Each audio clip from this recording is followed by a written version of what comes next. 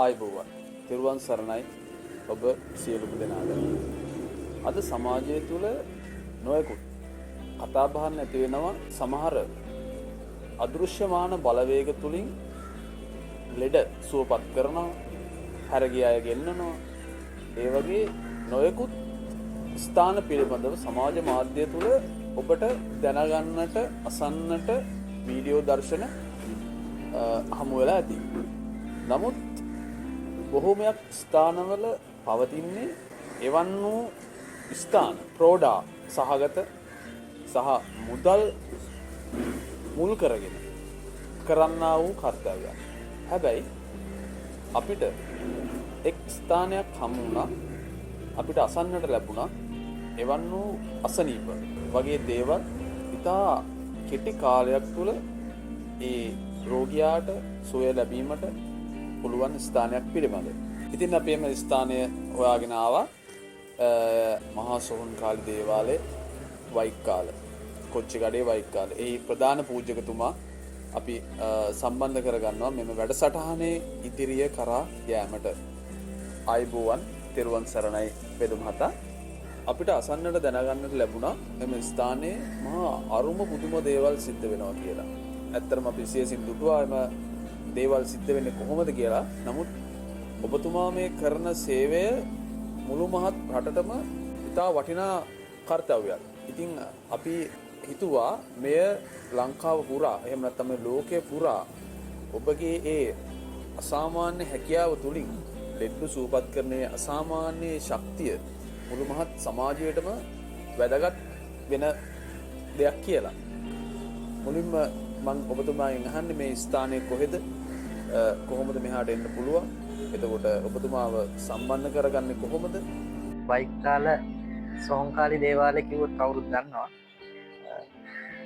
ඒ කියන්නේ නිගමු හලාවත ප්‍රධාන පාරේ තමයි මේක පිහිටලා තියෙන්නේ මේ ස්ථානය. මේක අදීයේ ඉඳන් එන තැනක් නෙමෙයි. ඉපැරණි ඉතිහාස කතන්දරයක් තියෙනවා. ඒ ඉතිහාස කතන්දරේ ඉදිරියේදී කතාව දීර්ඝ වෙලා යනකොට මම කතා කළේ කියන ඉතිහාස කතන්දරේ කොහොමද කියලා. ඉතින් මේක දැනට දකිද්දි බැලූ බැල්මට නම් දේවාලයක් වගේ පේන්නේ නැහැ. නමුත් ප්‍රබල හාස්කම් තියෙන කාලිමෑණියන්ගේ, සොහොන්කාලිමෑණියන්ගේ ප්‍රබල හාස්කම් තියෙන ශුද්ධ භූමියක් බවට ඉතිහාස කතාවක් තියෙනවා. ඉතින් මේක පරම්පරාවෙන් පැවතෙන දෙයක්. මේක මම අදෙය කරන දෙයක් නෙමෙයි. දැන් අවුරුදු 7ක් මෙතන මේ සේවය කරනවා. බොහෝ දෙනෙකුගේ ඉල්ලීම මත රෝගීන් සුවපත් වීම, ශනිකේන් රෝගීන් සුවපත් වෙනවා. එතකොට සමහර අයගේ විරසක වුණු පවුල් නැවත එකතු වෙනවා. යක්ෂ බන්ධනවල, പ്രേත බන්ධනවල ඉන්න අය සුවපත් වෙලා ඒ අයගේ නිරෝගී සම්පත්තියක් හම් වෙනවා.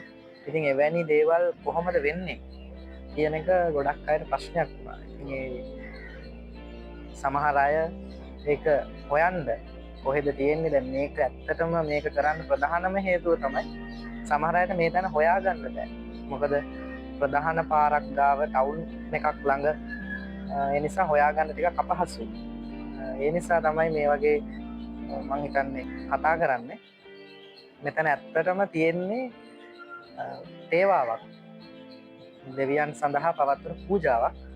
ඒ පූජාවට සහභාගී වෙන අයට සමහර අය මෙතන එවෙලේ අපි ශාස්ත්‍රකීම නිමිති බැලීම ඒ වගේ දේවලුත් වෙනවා. නමුත් ප්‍රධානම අරමුණ වෙන්නේ මෙතන තේවාවට සහභාගී වීම සහ වත්පිළිවෙත් වලට සහභාගී වීම. එතන ඒ දේ තමයි අපි මුලින්ම සිද්ධ වෙන්නේ මෙතන.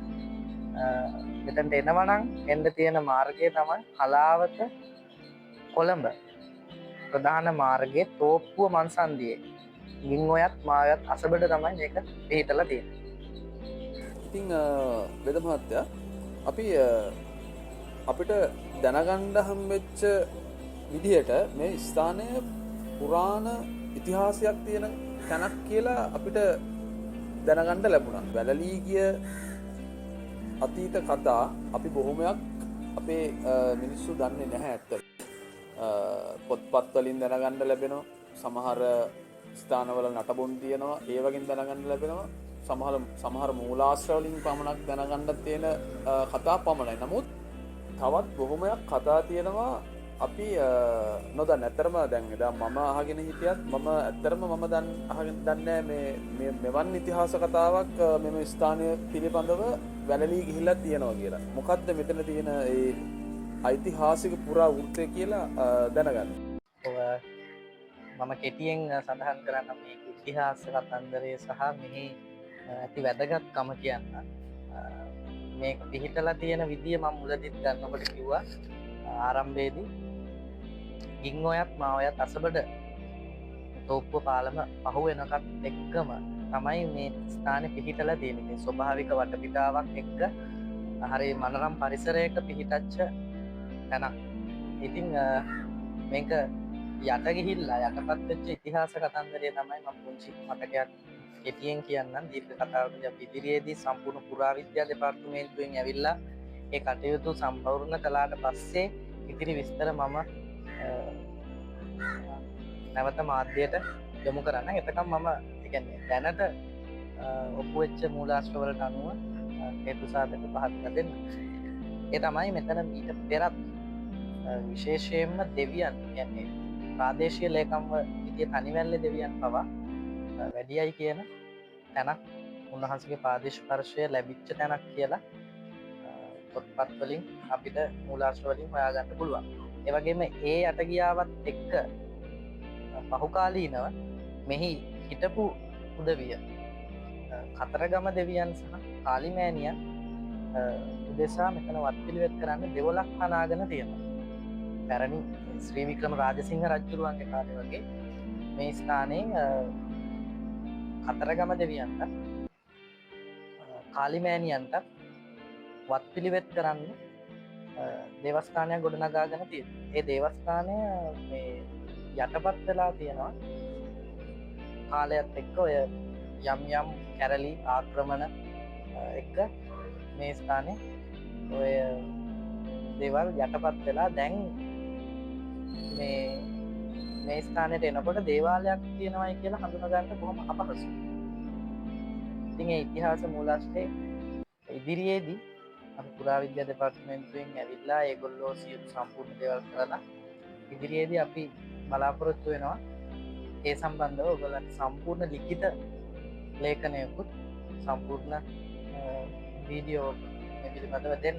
හැබැයි මෙතන තියෙන ප්‍රධානම වැදගත්කම තමයි මෙතන පය ගහපු කෙනෙක් කවදාවත් ඉස්සතින් ගිහිල්ලා නැහැ. එන හැම කෙනෙක්ම යාළගේ ප්‍රශ්න කරදර මෙතනට ඇවිල්ලා නිකන් මලක් පූජා කරලා ගියත් මාව හම්බෙන්නේ නැතුව නිකන් මලක් පූජා කරලා ගිහිල්ලා පිහිට පතාගත්තු අය ඉන්නවා. ඉතින් මේක කිසිම අර අනිකුත් දේවාල කඩදාගෙන ඉන්න දේවාල වගේ නෙමෙයි. තමන්ට ඇවිල්ලා තමන්ගේ කාරණේ තමන් විසින් දෙවියන්ට කියලා යන්න පුළුවන් තැනක්. ඒකේ ප්‍රධාන පූජක නිලධූරයේ දැරීමක් විතරයි මම කරන්නේ. මේක ගොඩනගාගෙන යන්න ඕන නිසා ඉදිරියේදී මම ඉතුරු ඉතිහාස මූලාශ්‍ර ටික දෙන්න බලාපොරොත්තු වෙනවා.